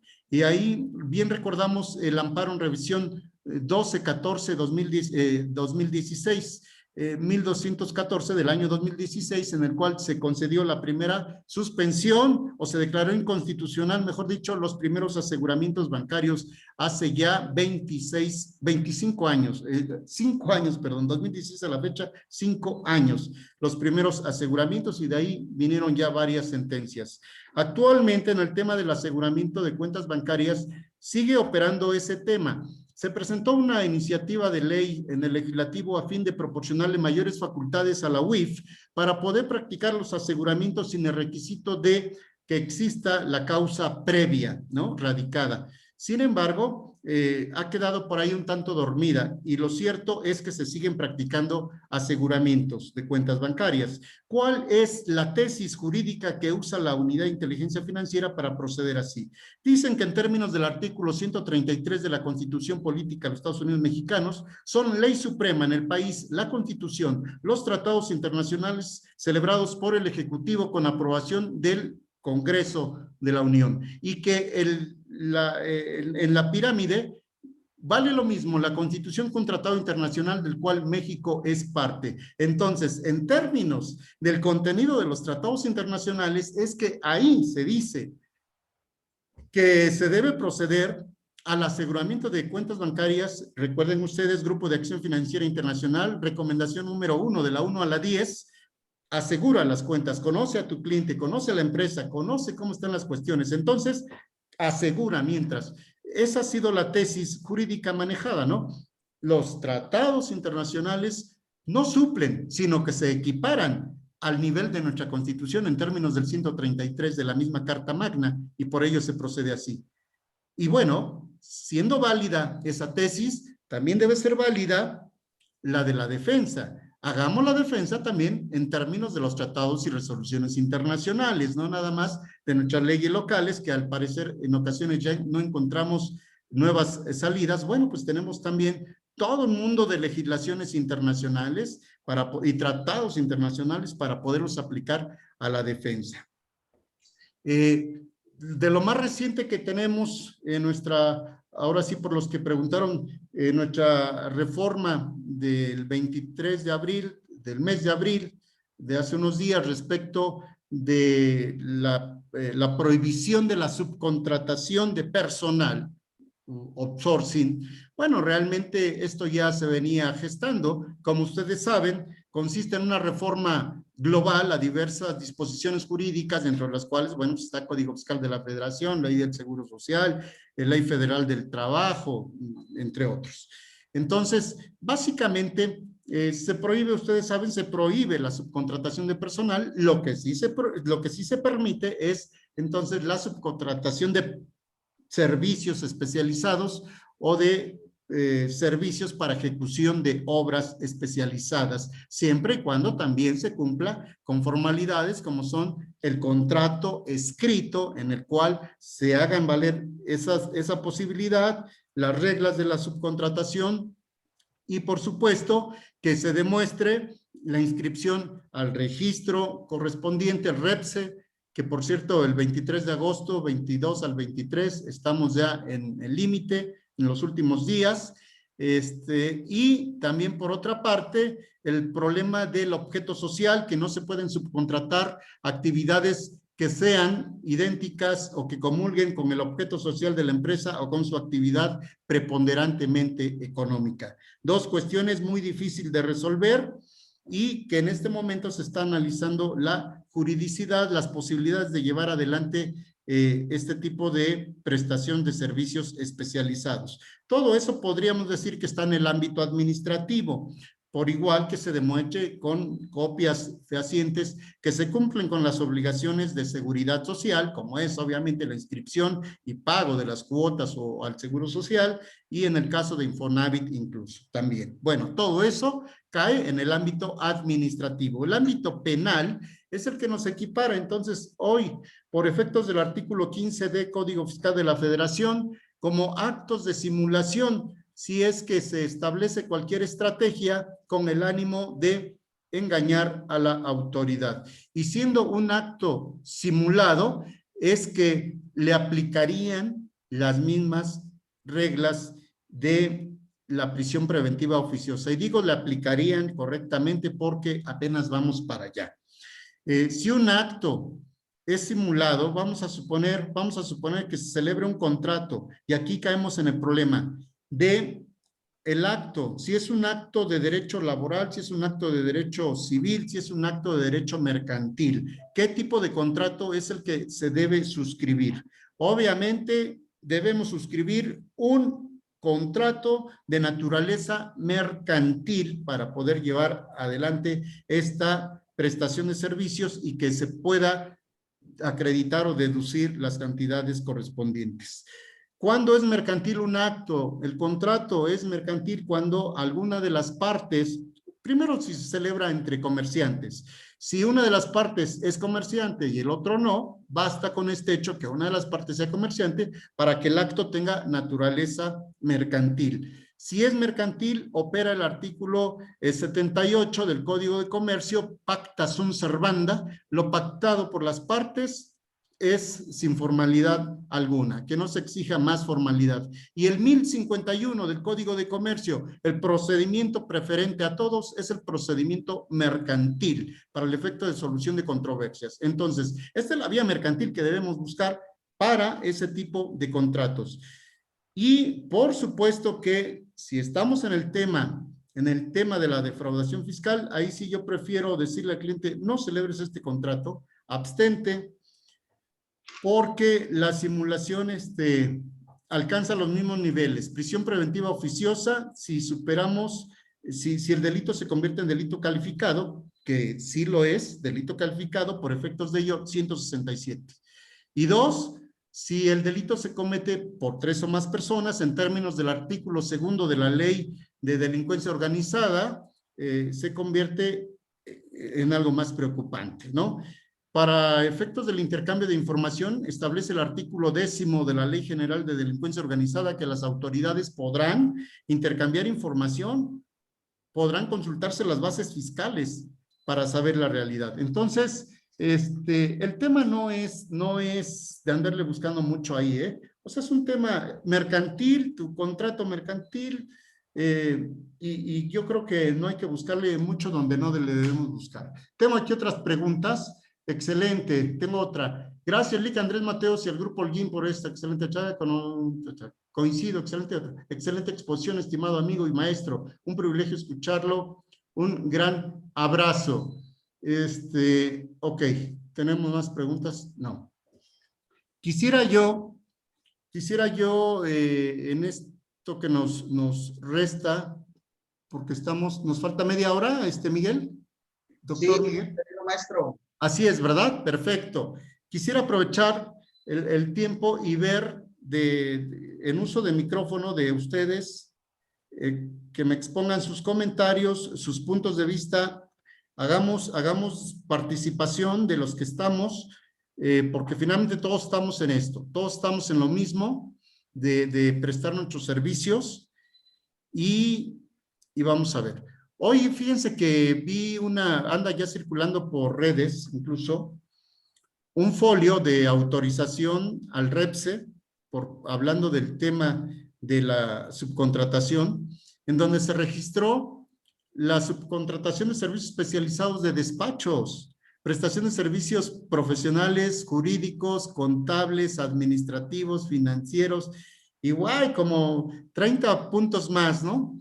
Y entonces ahí, ¿qué está pasando? Yo también digo que el empresario te dice, a mí me traes tu registro porque si no, no me interesa contratarte.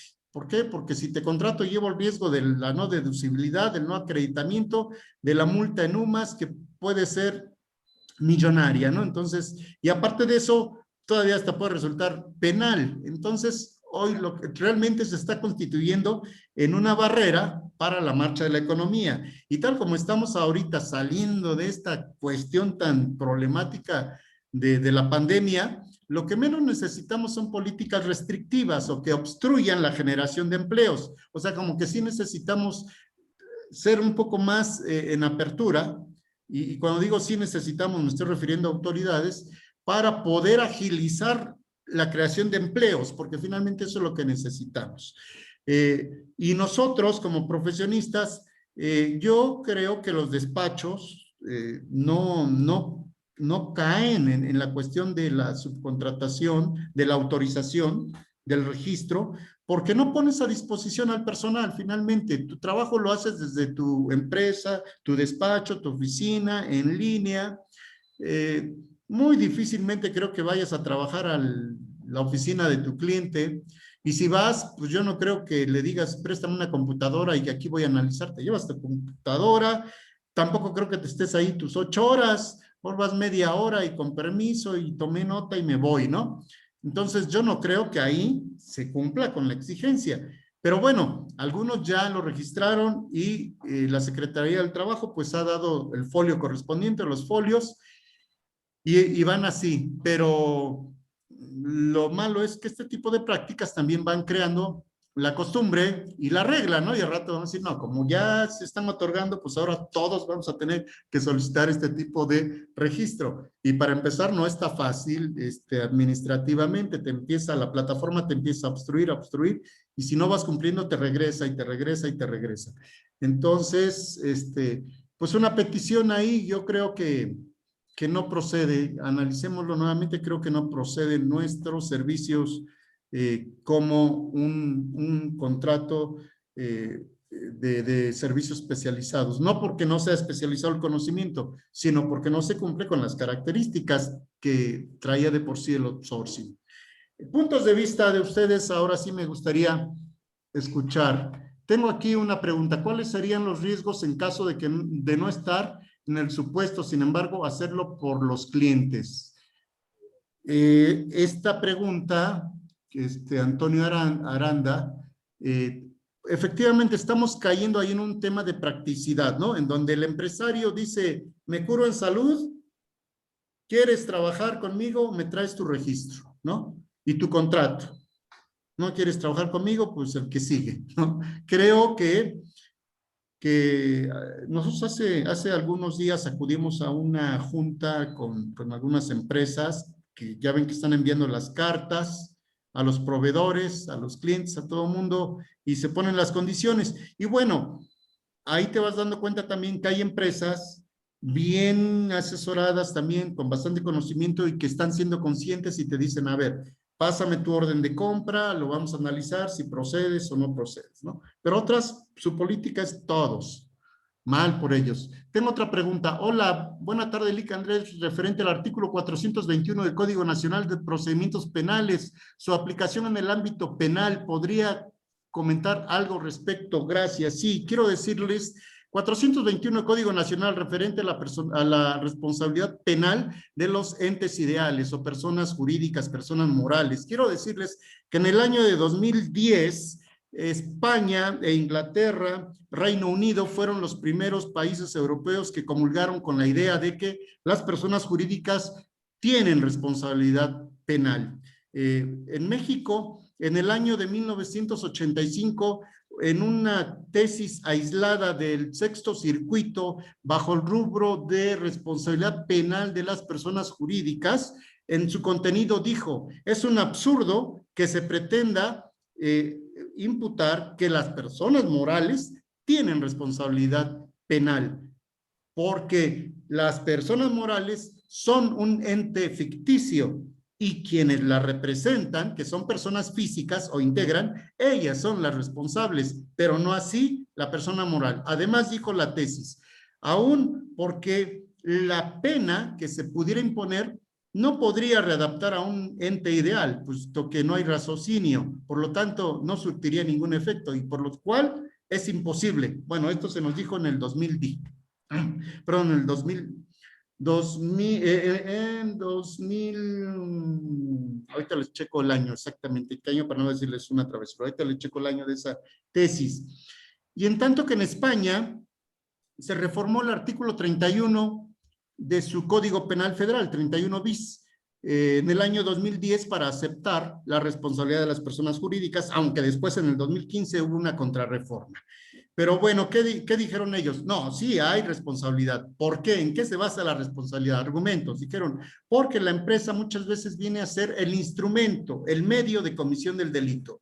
La empresa fantasma, la empresa fachada, la empresa de cartón y los testaferros y prestanombres vienen a ser los medios de comisión de un delito. Luego, entonces, una sociedad no puede permanecer pasiva ante este tipo de delitos y lo correspondiente también es declarar la responsabilidad penal de la empresa, condenándola a su liquidación forzosa. Esto cobró aceptación y entonces en México, a partir de la vigencia del Código Nacional de Procedimientos Penales, en su artículo 421, se comulga con esa idea de la responsabilidad penal de las personas jurídicas con independencia de las personas físicas que la integran. Y aquí se abre un tema bien interesante, mucho para la defensa penal fiscal, porque dice el precepto, incluso del administrador de hecho o de derecho. Y cuando hablamos del administrador de derecho, estamos hablando del administrador al cual le dediqué los primeros minutos de la ponencia, la persona que aparece en el acta constitutiva, en el instrumento jurídico. Ese es el administrador de derecho. Así aparece, así ha tramitado la firma electrónica, así están los trámites. Pero ¿qué pasa con el testaferro? ¿Qué pasa con el prestanombre? ¿Qué pasa con el controlador de la empresa? ¿Quién es controlador de la empresa? Aquella o quién es el que resulta el último beneficiario o verdadero beneficiario de la empresa. Parte controladora de una empresa es aquella persona que teniendo la mayoría de acciones o el 50+1 impone su decisión dentro de una asamblea. Parte controladora también es aquella persona que aún no teniendo el número de acciones necesarias, 50+1, por efectos de sus decisiones, impone el quehacer dentro de la empresa. Y ese es al que se le denomina el último beneficiario, que generalmente ese no aparece por ningún lado. Pero ya en el campo de la investigación, bueno, aparece quién es el último beneficiario. Ese es el administrador de hecho. Por ello, a partir del 2018, ya no es posible pensar que por no aparecer en la empresa y seas el que te beneficias, quedas exento de responsabilidad penal. No, porque ya eres el administrador de hecho, eres el que dicta las decisiones. A partir de también dicha reforma, el testaferro viene a ser responsable también, es decir, el prestanombres. El prestanombres que obviamente, hablar de testaferro, prestanombres y robo de identidad y suplantación de la identidad son 4 cuestiones distintas, cada uno con sus elementos. El robo de identidad se da sin que lo sepas, ¿no? Presentaste un día tus datos para un empleo, enviaste un currículum a una empresa, hiciste un trámite X y ahí se quedaron tus datos en línea. Y si se quedaron en línea, porque a lo mejor estabas pensando a dónde ir a unas plataformas para conseguir unos productos raros. Un dron de esos que puedan ir y explorar bien el socavón de Puebla a todo dar. O sea, y entonces te anduviste metiendo ahí y dejaste los datos. y ya no los retiraste. ¿Qué creen que pasa con esos datos? En el mejor de los casos, los van a eliminar todas esas plataformas en donde incursionaste y no pasará nada.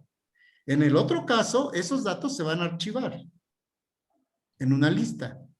Y ahí estamos hablando del phishing o segundo nivel de delincuencia cibernética. Porque la delincuencia cibernética tiene 3 niveles. El nivel de exploración internet superficial, que es el que estamos usando en este momento, ustedes y yo. Y también el que usas al rato para ver tu película Netflix y más tarde te metes a tu Facebook y te metes a nivel de navegación superficial o surflies que no te dan ningún problema. Segundo nivel, cuando te metiste a las plataformas y dejaste todos tus datos y ya no sabes qué pasó. Esos datos muy probablemente, y digo nada más probablemente, se pudieron haber almacenado y formar parte de una lista, que tú no sabes si esa lista después la van a vender a alguien y alguien va a hacer uso indebido de eso. Y el tercer nivel de la navegación es el de las darknet, las redes profundas, las redes de delincuencia, en donde se gesta obviamente el hackeo. Aquellos que han incursionado a una darknet seguramente van a tener problemas, virus y demás. Se roban la información, son delitos cibernéticos. Entonces, dentro de todo este tipo de cuestiones de robo cibernético que hoy se da mucho también, se da el robo de identidad. O sea, tuve que ir a este tipo de cosas por llegar a la conclusión. ¿Saben ustedes, por ejemplo, cuántos aparatos en este momento, hoy, pudiéramos tener conectados a la red de internet tan solo de México? ¿Se imaginan una cantidad? ¿Cuántos teléfonos, computadoras, móviles estarán conectados a la red de internet? Más de 130 millones de aparatos conectados en este momento. Y dijéramos, ¿no se te hace que son muchos? No, no, porque si somos aproximadamente 130 millones de usuarios, hoy desde los niños tienen ya su celular, tienen su computadora, nosotros como adultos tienes 2 máquinas en la casa, a lo mejor tienes otras 3 en la oficina, 2 celulares, y no sé cuántas cosas, tienes 7, 8 aparatos tú, 6 aparatos tú. Aquí Luz, como que se me hace que ha de tener más, ¿no? Porque ya le pegó al número. Entonces, si eso lo multiplicamos por el número que somos de habitantes, nos da los millones que les estoy diciendo de aparatos conectados. Ahora, ¿cuántos intentos de delincuencia suceden por minuto en México? ¿O son ataques, ciberataques, o que provienen de la darknet, de las redes profundas? Son más de 500 ataques por minuto en lo que es México. Entonces, son casos escalofriantes. Datos de estos, INEGI, los pueden solicitar ahí o en otras plataformas de gobierno que les dan la información.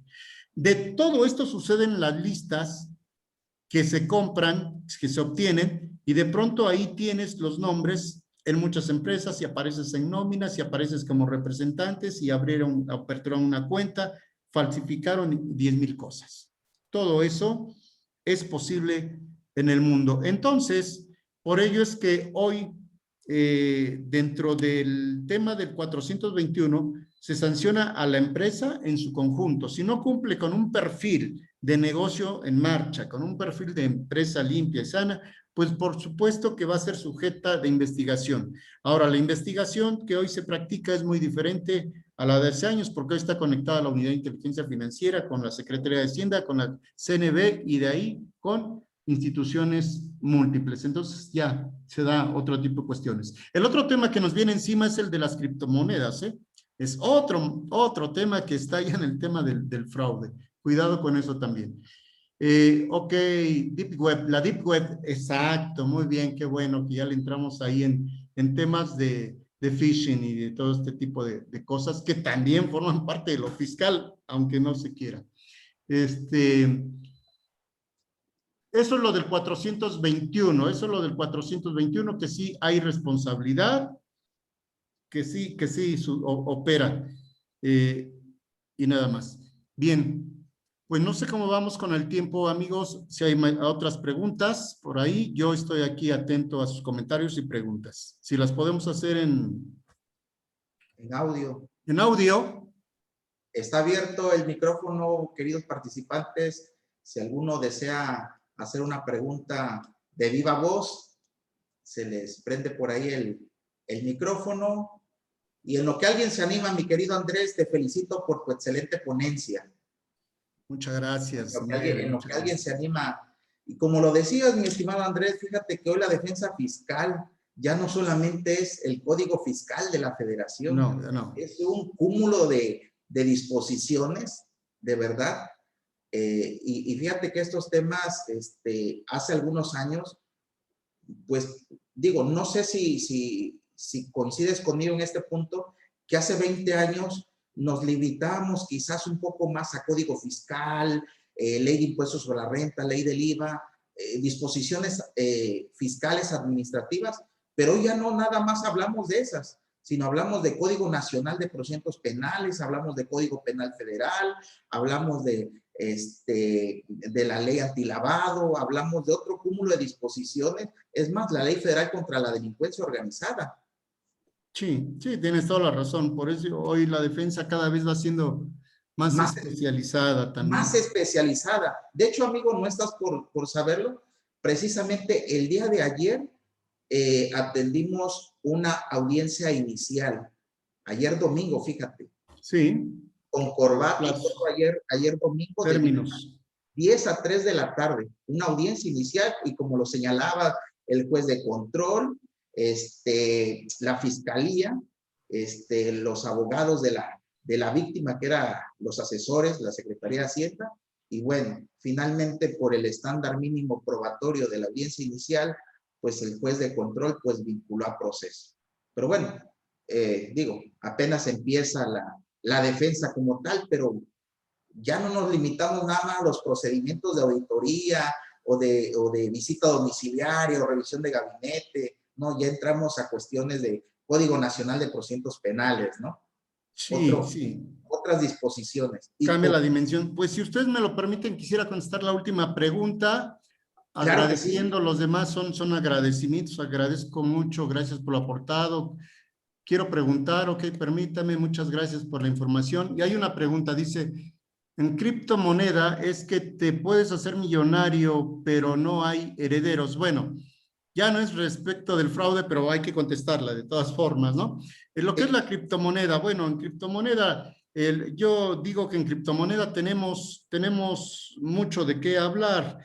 Digo, nació en el 2008, por ahí un japonés de nombre Satoshi Nakamoto, se le ocurrió hacer el prototipo del Bitcoin y a partir de entonces operamos con los Bitcoins o con los Satoshis, que son las fracciones de criptomonedas. Son códigos que operan bajo una cadena blockchain o cadena de participantes, son códigos encriptados, son varias cadenas, el que participa en una cadena tiene la información. Alguien puede atacar cibernéticamente a una cadena, pero no a las 10,000 cadenas o millones de cadenas que hay. Por eso es un sistema que sí funciona. Pero por otra parte son plataformas electrónicas, es decir, mientras el dinero lo tengas en una plataforma electrónica y no lo bajes a dinero fiat o dinero real o divisa, no pasará el tema de la exchange o la casa de cambio y no se generará ningún impuesto. Algunos países como España tienen ya muy estudiado el tema de la criptomoneda, su tema fiscal, incluso la ley contra la evasión fiscal o lavado de dinero, la ley 720 de España. En México, ¿qué tenemos en México? Tenemos la norma de información financiera de la serie C, la C22, que te establece las reglas de evaluación de la criptomoneda y cómo debes presentarla en los estados financieros. Evaluarla a su valor razonable. ¿Cuál es el valor razonable? El valor de mercado en su nivel mínimo. ¿Qué más tenemos? Tenemos la ley FinTech del año 2018 en que te establece las condiciones de las instituciones de tecnología financiera. ¿Qué te dice la ley? En dos palabras, que puedes invertir en cualquier moneda según tú gustes, no es ilegítimo, no es ilegal, lo único que esas inversiones no son a cargo, no te responde el Estado, no te responde Secretaría, ni Comisión Nacional, ni Banco de México, nadie. Es tu riesgo nada más. ¿Qué es lo que se espera? Bueno, ya El Salvador la hizo moneda oficial, China la tiene como también el yuan electrónico, lo tiene también como moneda.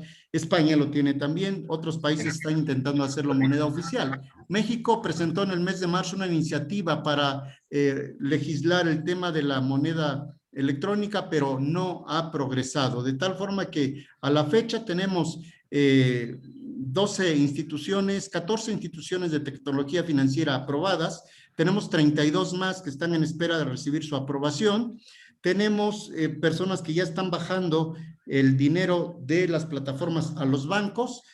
Sí es posible, se está acomodando en cuentas bancarias, se está acomodando en tarjetas electrónicas, esto es real. ¿Cómo se resuelve contablemente este efecto? Esa es la pregunta del millón, la respuesta, no lo sé. Y no lo sé porque nadie lo sabe. O sea, los contadores hoy no lo saben. Aplicamos, bueno, no soy contador, no tengo el honor de ser contador, pero sí entiendo la parte contable en estos temas. Aplicamos el razonamiento según pensamos que si puede ser como una enajenación, que si puede ser como acumulación de todos los bienes u otros bienes, si puede ser como una cobro o ganancia de intereses, aplicamos lo que pensamos que debemos aplicar.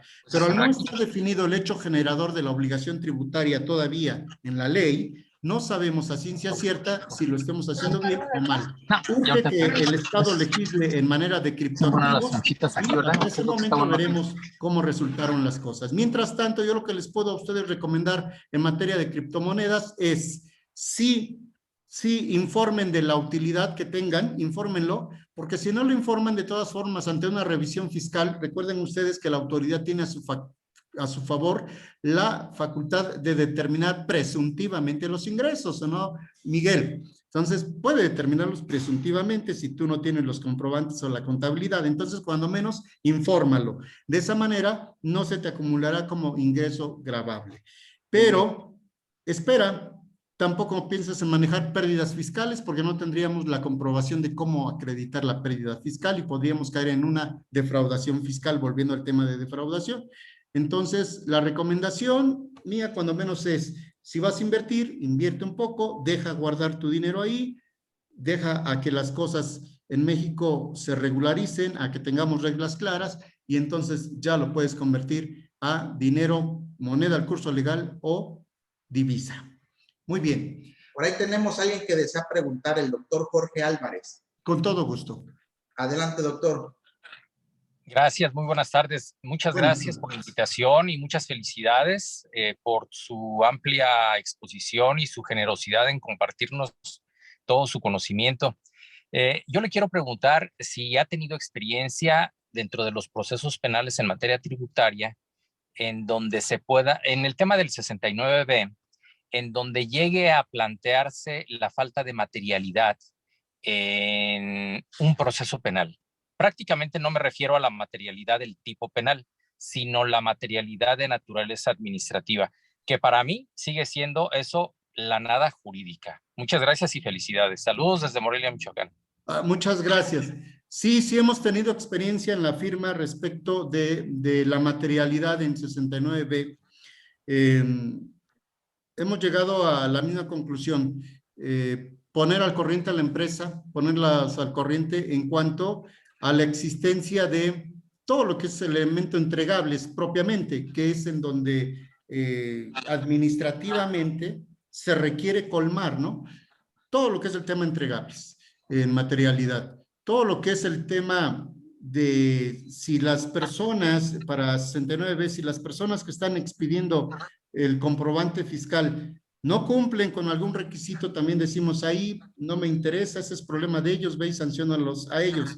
Si yo como Edo me vine a la deducción y la hice en base a esos documentos y tengo entregables, tengo materialidad, tengo contratos y creo que no debería yo preocuparme mucho por el último párrafo del 69, que es la simulación de ese tipo de operaciones, último párrafo del 69B.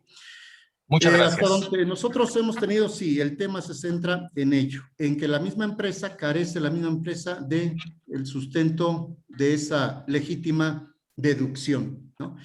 Con la salvedad de que el 113 bis está hoy amarrado al 69B y entonces por los montos también podemos ser afectos por efectos de la simulación, 109 del Código Fiscal de la Federación, nos va a llevar al 109 como acto simulado y nos puede llevar a la prisión preventiva oficiosa si es que rebasamos el límite y si es que estamos como delito calificado o incluso a la delincuencia organizada. Es decir, con la reforma del 2019, evidentemente que todo este tipo de delitos cobra otra magnitud, cobra otra atención por hoy pertenecer a la categoría de delitos de prisión preventiva oficiosa. Sí. Muchas gracias. Muchas gracias a usted, doctor. Gracias. Pues agradeciéndoles, amigos del auditorio, agradezco mucho la firma Holguín, grandes amigos, y como bien lo decía Miguel, desde hace ya unos ayeres y con el doctor Marco Holguín también, quien me aprecio de su amistad y a quien envío un afectuoso saludo, y a todos ustedes, no me queda más que darles las gracias por su atención. Agradezco mucho, y bueno, pues yo a sus órdenes. Podemos ser amigos. Yo tengo por ahí mi Facebook, me gusta mucho intercambiar información y también algunas charlas, y también veo que Grupo Holguín es, aparte de caracterizarse por muy buena firma, excelente firma, también por ser una firma de mucha convivencia con su gente, con su equipo, y créame que también me deleita escuchar esas buenas bohemias que toma el Grupo Holguín. Y ojalá algún día también yo siga ese ejemplo de esas buenas bohemias.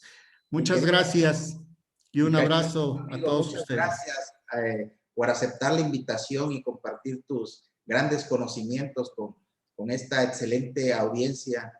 Y claro que sí, las puertas y la invitación están abiertas para otro momento, otros temas. Hay muchos temas de qué platicar. Ya vi que eso de las criptomonedas te encantan. Temas que te apasionan, podríamos hacer por ahí un siguiente evento, pero te agradezco de corazón porque aceptaste sin ningún fin y ánimo de lucro de compartir tus amplios conocimientos con nuestros participantes. Y bueno, voy a hacerte partícipe de un reconocimiento, mi querido amigo. Vamos a pedirle a Chucho que ponga en pantalla tu reconocimiento, así como está prácticamente como está tu marca registrada, mi querido amigo. Así es. Hace algunos años ya que registramos esta marca, y bueno, así es, por eso la tenemos que seguir respetando así, ¿verdad? Como es. Muchas gracias, lo voy a conservar con mucho cariño, estimados amigos de la firma. El Instituto de Capacitación otorga la presente constancia por su participación como expositor en la Semana del Abogado al licenciado Andrés Mateo Santiagos con el tema Defraudación Fiscal Expansiva. Firma tu servidor, Luis Miguel Holguín Martínez. Vamos a pedirle a Chucho que abra el micrófono de los participantes para poderle darle un fuerte y caluroso aplauso al maestro, como se merece, por su excelente disertación. Muchas gracias. Yo les doy un aplauso a ustedes. Muchas gracias.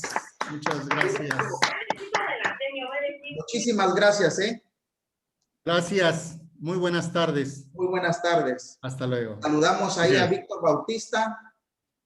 Saludos, que siempre nos acompaña en los cursos. A nuestro amigo Gerardo Giombini, saludos, siempre presente. A nuestro amigo Antonio Aranda. Un abrazo. Aranda. Muy bien. Jorge Nava, un abrazo. Jorge. Limber, hasta Tuzla, un abrazo, amigo. Gracias. Perfecto. Gracias, Limber.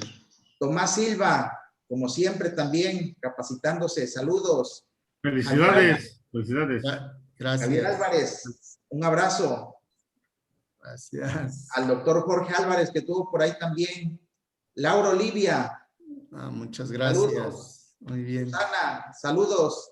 Gracias. Al pendiente, saludos. Y Daniel también por allá está atento. Y a Laura, que está ahí en la ventana de staff. Y por acá está Ignacio García. Y bueno, a todos los que nos acompañaron. El día de mañana vamos a tener al maestro Joan Irwin Valtierra Guerrero en el horario de 5 de la tarde a 6:30 con el tema efectos fiscales de la reforma en materia de subcontratación laboral. Los esperamos el día de mañana a todos ustedes. Muchas gracias y muy buenas tardes. Y amigo, gracias, maestro Andrés. Hasta pronto. Hasta luego. Gracias. Hasta luego. Hasta luego.